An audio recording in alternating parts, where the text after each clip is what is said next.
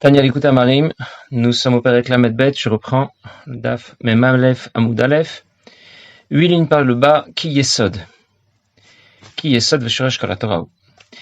Je reprends ce que nous avons vu depuis le début du Perek. L'Admor Zaken nous a engagé à donner la priorité au Nefesh Elokit plutôt qu'au bilan, à la situation du Nefesh Abamit. Et du coup, la porte va s'ouvrir naturellement sur la mitzvah d'Avat Israël, qui est une mitzvah centrale, puisque c'est le corps qui fait obstacle à cette mitzvah. Et donc, lorsqu'on a mis le corps de côté et qu'on a donné la priorité à la Neshama, eh bien, du coup, cela va fonctionner davantage. D'abord parce que la Neshama, disait l'Admor Zaken, mi-odag dulatan. Qui sait quelle est vraiment sa grandeur? Il y a une histoire que la Gemara raconte, Masechet Bava Batra, dans les premiers dapim, où Rabbi Yosef ben Rabbi Yoshua était malade et puis finalement il est mort. Il était en état de mort clinique. Et puis il a fini par revivre. Et son père lui a demandé, qu'est-ce que tu as vu pendant la période où tu n'étais plus de ce monde? Et il lui a dit, j'ai vu un monde à l'envers. C'est-à-dire que les gens qui semblaient très importants dans ce monde, eh bien là-haut, je les ai vus, c'était pas du tout ça. Et les gens qui au contraire semblaient peu importants dans ce monde, eh bien là-haut, étaient très appréciés. On fait d'ailleurs la même description au sujet de ce qui se passe pour un enfant tant qu'il est dans le ventre de sa mère. On explique que ce qui est ouvert est fermé, ce qui est fermé est ouvert. Il a la tête entre les genoux. C'est-à-dire que entre notre monde et au-delà, les choses sont complètement inversées. Ce qui se passe dans ce monde est complètement inversé par rapport à ce qui se passe au-delà. Et là, c'est pour ça que lorsqu'un enfant va naître, ce qui est fermé va s'ouvrir, ce qui est ouvert va se fermer, etc. D'autres mots. Dans ce monde, on n'a pas une vision claire, une vision réelle des choses. Et donc, lorsqu'on nous explique, lorsque l'Admor Zaken nous dit, la Neshama, mi-odag dulatan. Qui sait déjà quelle est la grandeur d'une Neshama? D'autres mots, tu ne peux rien dire de la Neshama de quelqu'un d'autre. Ce que tu appelles d'Ershaïm, est-ce que tu connais vraiment la grandeur de la Neshama? Et donc, apporte-lui plus de considération, plus d'affection, plus d'amour, plus d'empathie. Parce que, qui sait, sa Neshama est peut-être bien supérieure à la tienne. Deuxièmement, disait l'Admor Zaken, qui sait, Mekoran Shave Belokim Chaim, c'est-à-dire que l'origine de toutes les Neshamot est le même. Et c'est pour ça que les Neshamot étaient appelés Achim Mamash. Les Neshamot sont toutes appelées des frères. D'autres mots, en donnant la priorité à la Neshama, la porte s'ouvre naturellement sur la mitzvah d'Avat Israël et, bien sûr, sur toutes les mitzvot. Alors l'Admor Zaken nous dit, puisque nous parlons de l'engagement à pratiquer la mitzvah d'Avat Israël et à toutes les mitzvot, lorsque je vais donner la priorité à la Neshama, alors l'Admor Zaken nous explique qu'il y a deux façons de s'engager dans la pratique des mitzvot, deux directions possibles. Alors je vais d'abord le lire et ensuite on va l'expliquer. Qui est Yesod Veshoresh Kol HaTorah, le'agbiya u'la'alot ha'nefesh al haguf mala mala adikar v'shorsh adechol almin. La base, le principe de tout Torah et mitzvot est d'abord, d'une part, d'élever le nefesh, la neshama, au-delà des contraintes du corps, jusqu'à l'origine des neshamot, shorsh adechol almin, jusqu'à Kadosh Baruch Hu. Mais c'est aussi, quel est le deuxième point qui est à l'origine de l'ensemble de la pratique de Torah et Mitzvot? Quel est le deuxième principe qui s'applique à l'ensemble de Torah et Mitzvot et qui est aussi en rapport avec la mitzvah de Ahavta l'erecha kamocha, d'aimer son prochain, vegam lehamshir or ensof baruch hu bikneset Israël, et aussi de rapprocher Akadosh Baruch Hu, or ensof, la lumière infinie de Dieu, c'est-à-dire Akadosh Baruch Hu, bikneset Israël, vers l'assemblée d'Israël, c'est le nom par lequel on désigne l'origine de toutes les neshamot, comme Shidbar et Kaman, comme on va le voir plus loin. Dainu, mimkar neshamot kol Israël lemeve echad bechad avka, c'est-à-dire jusqu'à l'origine de toutes les neshamot pour qu'elles ne fassent plus qu'un. Alors, qu'est-ce que l'Admor Zaken veut nous dire ici? Il y a deux façons de concevoir notre service de Dieu. Notre service de Dieu, c'est ce que nous appelons Avodat Hashem. Ça nous demande un effort. Et on recherche deux choses. Soit-même se rapprocher d'Akadosh Baruch Hu et rapprocher Akadosh Baruch Hu de nous. Eh bien, on va le retrouver dans l'ensemble des mitzvot. Soit je vais donner davantage de considération à ma neshama, davantage de considération au côté spirituel qui est en moi. L'élever vers Akadosh Baruch Hu, faire de cela l'essentiel. Et naturellement, je vais considérer davantage la neshama de l'autre, et donc je vais m'engager dans la mitzvah de Avat Israël et dans toutes les mitzvot. Ou bien, je peux le faire dans le sens inverse, c'est-à-dire d'abord aider mon prochain et pratiquer les mitzvot, et alors obtenir d'Akadosh Baruch Hu qu'il se rapproche de moi. J'ai juste insisté sur ce deuxième point parce que c'est la raison pour laquelle l'Admor Zaken l'a ajouté ici. les deux façons de s'engager dans la mitzvah d'Avat Israël d'abord. Je vais faire d'abord l'effort de considérer la valeur de la neshama en général, de la neshama de l'autre, et donc je vais considérer davantage mon prochain. Du coup, je m'intéresse à lui, je vais l'aider s'il lui manque quelque chose, que ce soit dans le domaine matériel ou spirituel, eh bien je vais le lui apporter. Mais d'abord ma démarche était intellectuelle, elle engageait mes sentiments, et ensuite j'ai finalement décidé que je devais l'aider et m'intéresser à lui. Je peux procéder de la façon inverse. Ça veut dire que d'abord, je vais décider de m'engager à résoudre ces problèmes matériels, ces problèmes spirituels. Du coup, Akadosh Baruch Hu va se révéler à moi. Lehamshich Or Ein Sof B'Knesset Israël. Et je vais être davantage inspiré, davantage éclairé. Et je vais donc lui accorder plus de considération. J'accorderai plus d'intérêt à sa neshama, plus d'empathie. C'est-à-dire que la procédure peut se faire dans un sens comme dans l'autre. Soit d'abord je lui accorde plus de considération, j'accorde plus de valeur à sa neshama, et ensuite je vais l'aider begashmiut ou beruchaniut, spirituellement ou matériellement. Soit d'abord je vais l'aider matériellement et spirituellement, et alors en retour, Akadosh Baruch Hu va m'inspirer et m'éclairer. Et ce n'est pas seulement vrai pour la mitzvah d'Avat Israël, mais c'est vrai pour toutes les mitzvot. Soit je peux d'abord développer davantage d'inspiration et de conviction, et ensuite je vais m'engager à pratiquer les mitzvot. Soit je vais d'abord pratiquer les mitzvot, et ensuite Dieu va m'inspirer, va m'éclairer davantage, et je serai davantage motivé. Le problème, bien sûr, pour nous, à notre époque, dans le monde dans lequel on vit, dans l'exil dans lequel nous vivons, eh bien, on a du mal à développer d'abord davantage d'inspiration et davantage de conviction. C'est pour cette raison que les campagnes de mitzvot du Rabbi, toutes les campagnes de mitzvot, sont des campagnes dans lesquelles on n'insiste pas trop sur la conviction et la communication et le pourquoi du comment. Qu'est-ce qu'on nous dit? Fais une mitzvah, mets les tefilines, mets une pièce dans la tzedaka, mange kasher. T'as pas expliqué pourquoi. On t'a pas dit pourquoi c'est tellement important. Rien. On te dit d'abord d'accomplir les mitzvot. Parce que le rabbi sait très bien que lorsque tu vas pratiquer les mitzvot, tu vas d'abord t'y engager, c'est vrai, avec soumission. Mais ensuite, Dieu va t'inspirer. Il va t'inspirer davantage. Il va t'éclairer davantage. Et la conviction viendra ensuite. Alors bien sûr, on comprend combien il est important de pratiquer cette mitzvah Avat Israël, d'avoir un sentiment d'Avat Israël pour l'autre. Mais c'est pas seulement dans la limite du raisonnable. L'exigence est très haute. On nous demande de le faire même au-delà du din. La Halacha rapporte la situation dans laquelle les deux juifs se trouveraient dans le désert et il n'y a qu'une gourde pour les deux. S'ils partagent la moitié chacun, eh bien les deux vont mourir. Et s'il y en a un qui garde le contenu de la gourde, eh bien c'est vrai que le deuxième va mourir, mais lui au moins il y en a un des deux qui va être sauvé. Alors que dit la halakha? Eh bien, ce chayecha kodmin, c'est ta vie qui passe avant tout, et tu garderas le contenu de ta gourde, tu ne la partages pas. Mais cette halakha n'a été donnée que pour qu'il y ait un cadre à cette halakha, à ce din, et qu'on puisse le dépasser. Notre objectif n'est pas seulement de respecter à la lettre le Shulchan Aruch. Notre objectif est d'aller au-delà du din.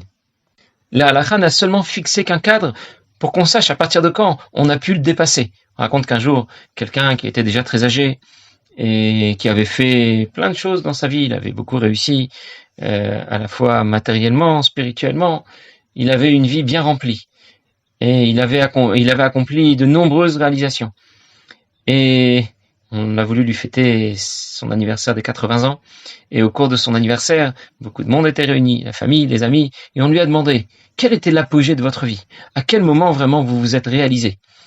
Alors, il a raconté que lorsqu'il était très jeune, il était interné dans un camp à Auschwitz pendant la guerre, et les prisonniers étaient allongés sur des lits superposés, c'est pas des lits, des planches superposées, et les nazis faisaient souffrir les Juifs en leur donnant une seule couverture pour toute la chambrée.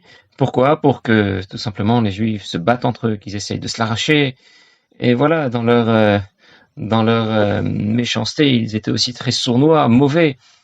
Et il se trouve que c'est moi qui devais avoir cette couverture ce soir-là.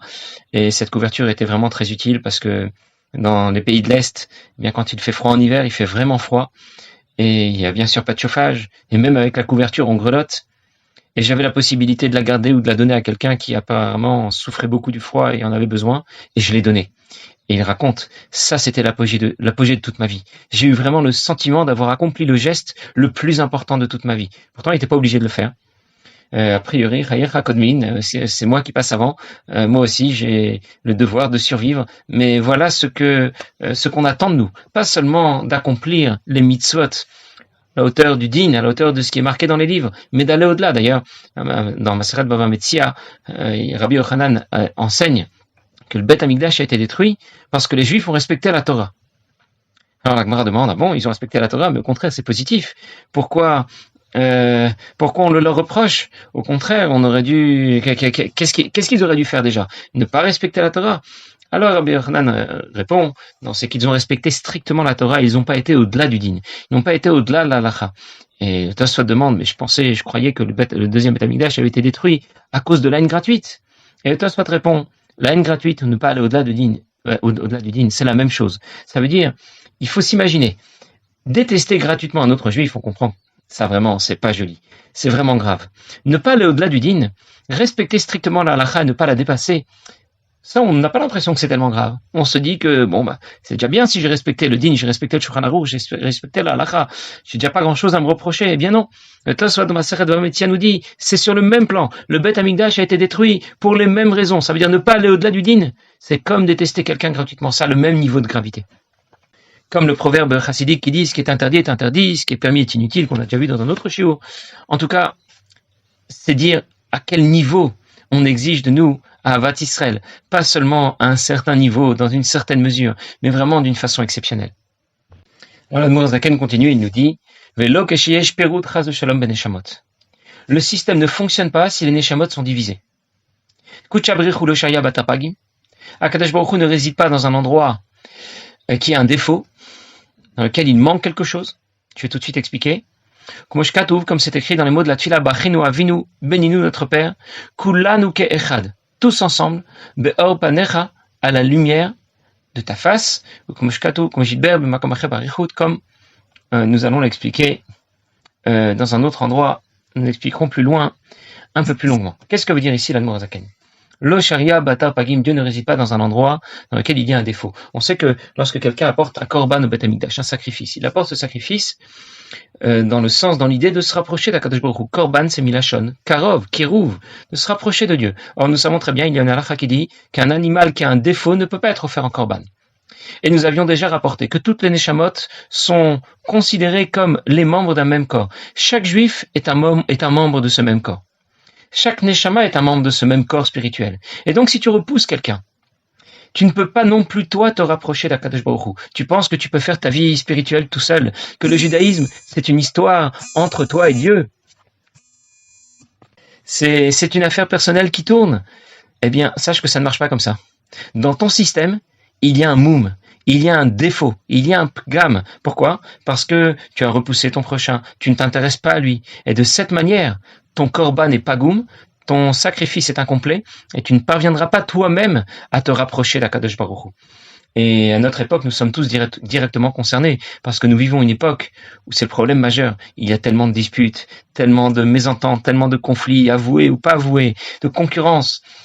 Et on le sait parce que c'est aussi la période qui précède la venue de Mashiach, qui est comparée à la période qui précède Shabbat. On voit bien comment avant le Shabbat, tout le monde est un peu nerveux, l'ambiance est électrique à la maison, je trouve pas les bougeoirs, il y a plus de bougies, où t'as mis la nappe, voilà, on sait plus trop, c'est un peu la panique dans les quelques minutes qui précèdent Shabbat. Et on sait, les statistiques disent que nous vivons une époque où un mariage sur deux dans le monde en général, je ne parle pas du monde juif en particulier, ça concerne aussi le monde juif, peut-être pas dans ces chiffres-là, mais un mariage sur deux va mal se terminer dans les 2 premières années. Aux USA, on affiche en grand le mariage, un divorce pour $400. C'est dire quelle époque on vit, une époque de conflit, une époque de mésentente, de disputes. Et bien sûr, on a compris que si on vit une époque comme celle-là, eh bien, nous devons tout faire pour améliorer les choses, faire que cela aille dans la bonne direction. C'est de cette manière qu'on obtiendra la bracha, lorsque nous serons tous ensemble. Ce que disait l'Admor Zaken, Bachenu Avinu Kulanu Kechad. Quand est-ce qu'Akadosh Baruch Hu va nous bénir? Quand nous sommes tous ensemble. Si on ne s'intéresse pas aux autres, on n'a pas la bracha d'Akadosh Baruch Hu. La paix avec les autres, l'unité avec les autres, c'est la source de toutes les bénédictions. S'intéresser aux autres, vouloir les aider. Le Baal Shem Tov, il y a un mot du Baal Shem Tov qui dit Aleph Bet Gimel Dalet. Qu'est-ce que ça veut dire? Aleph Bet Ahava Bracha. Si tu aimes ton prochain, alors tu auras la bénédiction. Gimel Dalet, Ga'ava Dalut. Si au contraire tu es fier et orgueilleux, il n'y a que moi et personne d'autre. D'autres mots, je ne pense qu'à moi. Eh bien, que vient ensuite? C'est Dalet, Dalut. C'est la pauvreté. Ça veut dire la pauvreté pas seulement matérielle, la pauvreté spirituelle. Aleph Bet Gimel Dalet. La source de toute la bénédiction, c'est lorsque nous sommes kulan ou kechad, lorsque chacun pense à l'autre, vient aider l'autre, que ce soit matériellement ou spirituellement. La Soudat bar mitzvah du rabbi précédent, Rabbi Yosef Yitzhak, son père, le Rabbi Rachab, lui a dit que c'était l'usage, la coutume, dans la tradition des Rebbeim Chabad, que chaque rabbi va s'adresser à son fils le jour de sa bar mitzvah et lui demande de poser une question. Et effectivement, Rabbi Rachab lui a demandé de poser une question. Il lui a dit, Yosef Yitzhak, demande quelque chose, pose-moi une question. Et le Rabbi Yosef Yitzhak raconte dans son Yoman, dans son journal, qu'il a demandé à son père pourquoi c'est écrit au tout début de la tfila que Nachon Loma Kodem Atfila Rinkala Mitzatase Shelavtad Rechakamocha, qu'il est convenable, qu'il convient de dire avant la tfila, j'accepte sur moi la Mitzatase d'aimer mon prochain comme moi-même. Pourquoi on n'a pas introduit cela à la fin de la tfila? Avant la tfila, on s'adresse à Kadosh Baruch Hu. Donc pourquoi parler maintenant de la considération que je dois avoir pour l'autre? Maintenant, je ne m'adresse pas à quelqu'un d'autre, je m'adresse à Dieu. Et son père lui a répondu.